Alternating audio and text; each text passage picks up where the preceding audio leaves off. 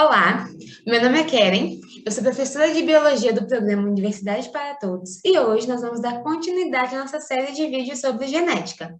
Nós já estamos no nosso 7º vídeo, então se você ainda não assistiu os outros vídeos, volta lá e dá uma assistida. É muito importante que você acompanhe, a série de vídeos conforme a ordem, a sequência, para que você entenda alguns conceitos. E também a gente tem uma série bem legal sobre zoologia, então dá uma assistida, ok? Então, agora eu vou compartilhar com vocês os slides da nossa aula. Então, como eu acabei de dizer, a gente está falando sobre genética e hoje nós vamos falar sobre as variações do modelo mendeliano de herança. Então, a gente viu até aqui, que determinadas características, elas seguem as leis de Mendel, e elas têm alguns padrões, e isso é legal, é importante para a gente fazer alguns cálculos. Só que nem todas as características, elas são herdadas seguindo as leis de Mendel. E aí, a gente vai conhecer agora algumas exceções. A primeira exceção que eu trouxe para vocês são os alelos letais. Então, foi visto, por exemplo, que a gente vê na lei de Mendel que quando a gente está pensando em fenótipo, quando a gente cruza dois heterozigotos, quando a gente olha para o fenótipo, da prole, a gente vê uma proporção de 3:1, ok? Fenotipicamente falando. Só que quando se cruzava, dois ratos para essa característica, um macho amarelo com uma fêmea amarela, sabendo que eles eram heterozigotos, ao invés de ter essa proporção de 3:1, se tinha uma proporção de 2:1. Então, foi visto que havia, que nessa proporção de 2:1, um feto ele era abortado, um feto morria. E aí, então, criou-se, essa classificação. Alelos que causam a morte prematura em seus portadores são chamados de alelos letais. Então, ao invés de ter, essa proporção de 3 ratos amarelos para um cinzento, tinha essa proporção de 2 ratos amarelos para um cinzento. Por quê? Porque essa característica amarela, dominante, quando ela estava em homozigose, ela levava o ratinho à morte, ainda na fase fetal. Existem também alelos letais, nos seres humanos. Então, na espécie humana, um exemplo é a acondroplasia. A acondroplasia, ela é uma forma de nanismo e ela é causada, pelo alelo desão. Então, indivíduos desão, ou seja, homozigose dominante, quando esse alelo ele está em homozigose dominante, ele vai levar à morte do embrião. Então, quando a gente conhece um indivíduo que possui, que ele é portador da acondroplasia, na verdade, ele é heterozigoto. Ele possui um alelo dominante, o desão, para expressar a sua condição, e um alelo desinho. Porque se esse indivíduo tivesse desão, ele teria morrido ainda, na fase embrionária. E aí, os indivíduos, que possuem uma estatura normal, a gente chama eles de homozigose recessiva, porque ele tem o desinho, e eles possuem esse fenótipo, de altura normal. Nós temos também, uma outra exceção às leis de Mendel, que são os alelos múltiplos.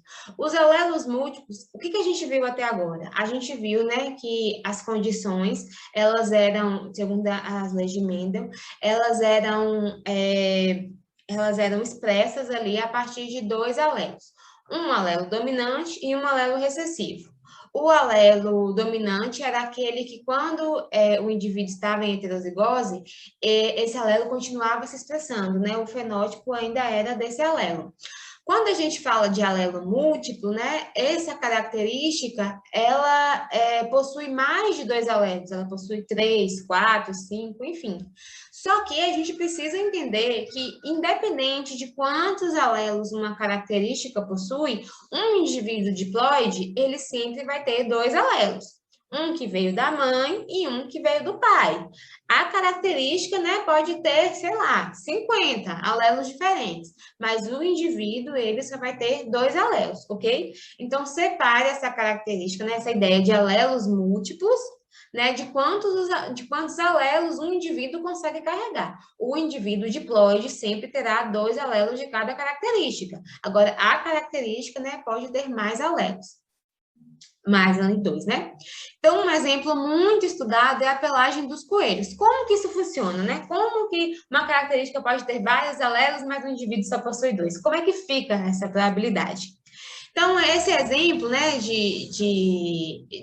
da pelagem dos coelhos, ela funciona da seguinte forma. Então, a gente tem um gene cesão. Esse gene cesão, ele é dominante sobre todos os outros 3 alelos. Então, a pelagem do coelho, ela é determinada por 4 alelos diferentes, certo? E aí, o cesão, ele é dominante sobre todos os outros alelos. O Czinho CH, ele é dominante sobre o Czinho H e o Czinho A. Só que ele é recessivo, né, com relação ao Czão.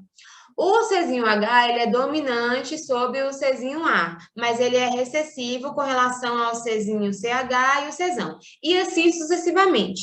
E como que fica, né, essa sopa de letrinhas quando a gente pensa ali, né, nessa questão de herança? Então, como eu falei para vocês, né, um indivíduo diploide, ele vai possuir apenas 2 alelos, um herdado do pai e um herdado da mãe. Então, se esse indivíduo, né, ele é cesão, ele recebeu um cesão do pai e um cesão da mãe, ele vai ter essa cor de pelagem, né, que é selvagem ou agute.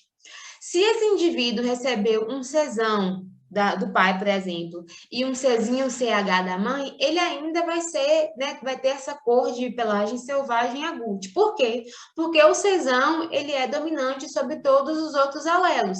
Então, mesmo que ele possua outros alelos, que não seja o cesão, se tiver um cesão, já é o suficiente, né, para que essa pelagem ela seja selvagem ou agute, ok? Então, um indivíduo, ele não vai ser cesão e Czinho CH, não. Ele possui apenas 2 alelos. Mas a forma como esses alelos foram herdados que vai dizer a cor da pelagem. Então, sempre que tiver um alelo cesão, será selvagem ou agute. Se tiver o alelo Czinho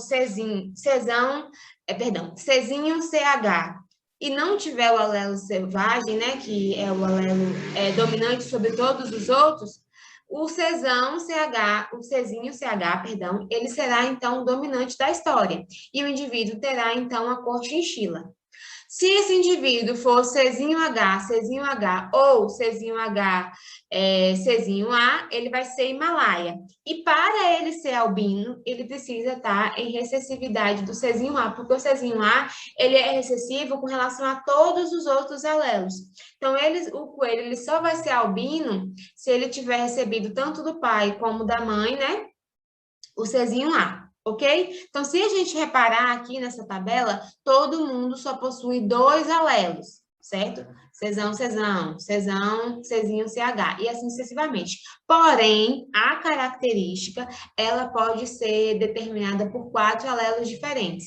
E aí, esses 4 alelos vão determinar os 4 tipos, né? As 4 cores de pelagem. Então, o cesão determina a cor selvagem ou agute. O Czão CH, ele determina a cor chinchila, desde que não haja a presença do Czão. O Czão H, ele determina a cor Himalaia, desde que não haja a presença do Czinho CH ou do Czão. E o Czinho A, ele vai apresentar o albinismo, né, essa cor albina, desde que ele esteja em homozigose recessiva, ok? Então, aqui eu trouxe para vocês, só para vocês verem, né? Essa é a cor selvagem, né? O agute, ela é um cinza mais escuro. A cor chinchila é um cinza mais claro. O Himalaia, né? Que tem essas manchas na pelagem. E o albino.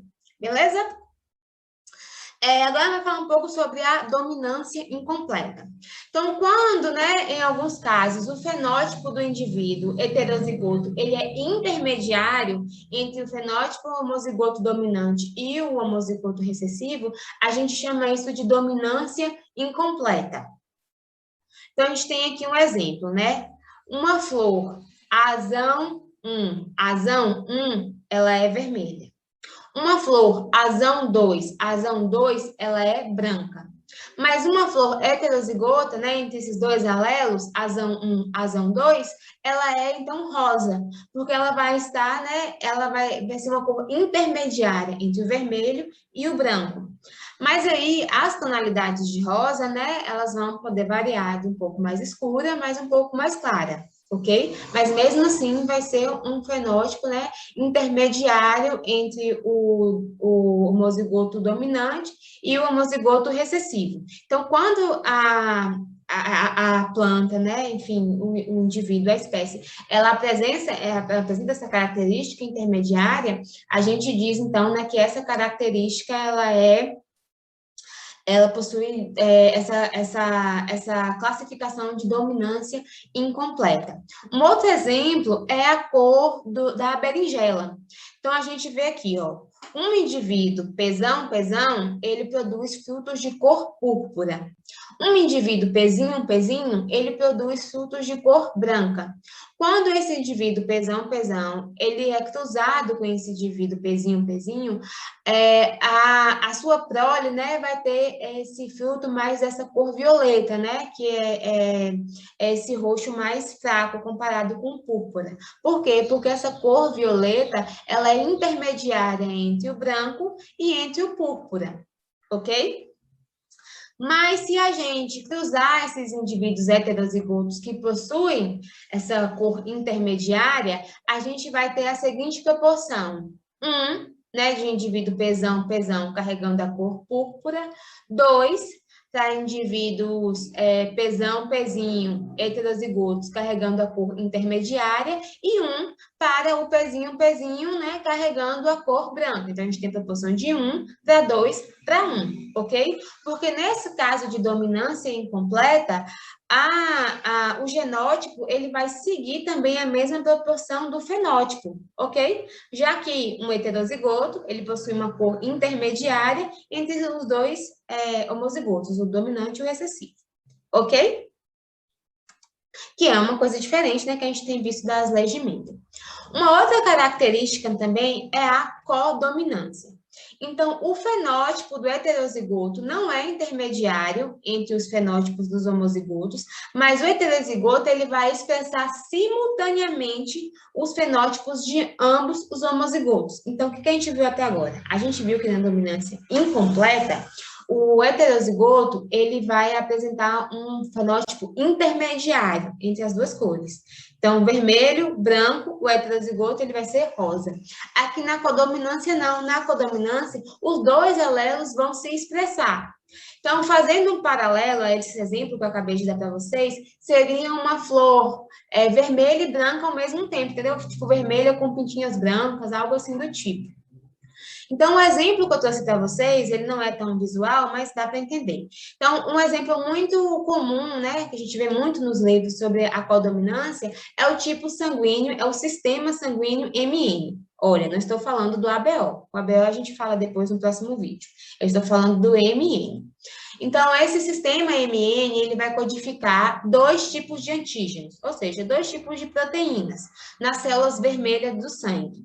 Então, ele produz, né? Quando o indivíduo é LM, ele vai produzir proteínas do tipo M. Quando o indivíduo é LN, ele vai produzir, né, essas proteínas, esse antígeno do tipo N. E quando o indivíduo é LN, ele vai produzir as duas proteínas, os dois antígenos. Olha aqui a figura, ó. Então, uma pessoa que é LM, ela possui aqui, né, ela produz essas proteínas na membrana da célula do tipo M. Se a pessoa for LN, ela vai produzir proteínas do tipo N, né, antígenos do tipo N, na célula vermelha do sangue. Porém, se a pessoa é heterozigota, ela é LN, a pessoa vai produzir os 2 tipos de proteína, os 2 tipos de antígeno. Então, ela vai ter tanto antígenos do tipo M, como antígenos do tipo N. Então, quando a gente fala, né, dessa codominância, a gente está falando que esses alelos, eles vão produzir, né, vão sintetizar o seu produto, nesse caso uma proteína, e essa proteína vai ser produzida, né, e ela vai ser expressa na mesma proporção. Sempre diz que é um codominante, ok? É uma herança do tipo codominância. Então, mas se a gente for parar para pensar, né, qual a diferença entre dominância incompleta e codominância? Porque, por exemplo, o exemplo que eu dei para vocês sobre a questão da cor da flor, vocês poderiam falar assim, né? O rosa, na verdade, ele é uma codominância, porque o indivíduo produziu pigmentos vermelhos e produziu um pigmento branco, e aí o pigmento branco e o pigmento rosa, eles se misturaram, o pigmento vermelho e o pigmento branco se misturaram e formaram rosa, perdão. Só que não é assim, ok? Quando a gente fala, né, nesse exemplo que eu dei para vocês, da dominância incompleta, né, das flores rosas, na verdade, né, o alelo azão 1, ele produz o pigmento vermelho. Já o alelo azão 2, ele não produz pigmento, né? Ele é a gente chama isso de locus inativo. Então, se o indivíduo ele é homozigoto para azão 1, então ele é azão 1, ele vai ter 2 alelos produzindo pigmentos vermelhos. Então, a cor da flor, perdão, ela vai ficar uma cor forte, né? Um vermelho forte. Porém, se o indivíduo ele é azão 1, azão 2, ele tem apenas um alelo produzindo pigmento. Então, a intensidade da cor não vai ser a mesma. Então, por isso, quando o indivíduo possui apenas um alelo, a azão 1, e o outro é a azão 2, um vai produzir pigmento, né? O produto daquele alelo vai ser o pigmento, e o azão 2 não, vai ser um gene, né, inativo, um locus inativo. Então, por causa disso, né, a produção de pigmento no heterozigoto, ela acaba sendo menor do que no homozigoto dominante ou no homozigoto azão 1, azão 1. Então, por isso que fica essa tonalidade mais clara de rosa. Então, quando a gente pensa, né, em dominância incompleta e codominância, é importante que a gente entenda como é que funciona ali aquele gene, né, aqueles alelos, como é que eles se combinam, porque sim, às vezes a dominância incompleta e a codominância, né, elas podem confundir ali. Então, é importante vocês se atentarem a isso. Uma outra questão também é que talvez na codominância, né, regiões da flor seriam vermelhas e outras regiões seriam brancas, certo? Então, ali a gente conseguiria ver as duas cores, elas não se misturariam, né? Poderia ser uma possibilidade também. Então, quando a gente vê ali, né, essa questão do rosa, também poderia, né, os dois estarem produzindo os pigmentos estarem ali se misturando na cor, porém a gente viu que não, que no caso da dominância incompleta, para essa planta, né, para essa espécie que a gente viu da cor rosa, na verdade é porque alelo está ativo enquanto o outro está inativo. Então, eu trouxe aqui essa tabela para vocês, só para a gente fechar a nossa aula. Então, quando a gente fala de dominância completa, os indivíduos heterozigotos, eles apresentam o mesmo fenótipo, né, que o homozigoto com os alelos dominantes. Já quando a gente fala de dominância incompleta, os indivíduos heterozigotos, eles vão apresentar um fenótipo intermediário entre os homozigotos, como a gente viu. Já na codominância, os indivíduos heterozigotos, eles apresentam ambos os fenótipos dos homozigotos.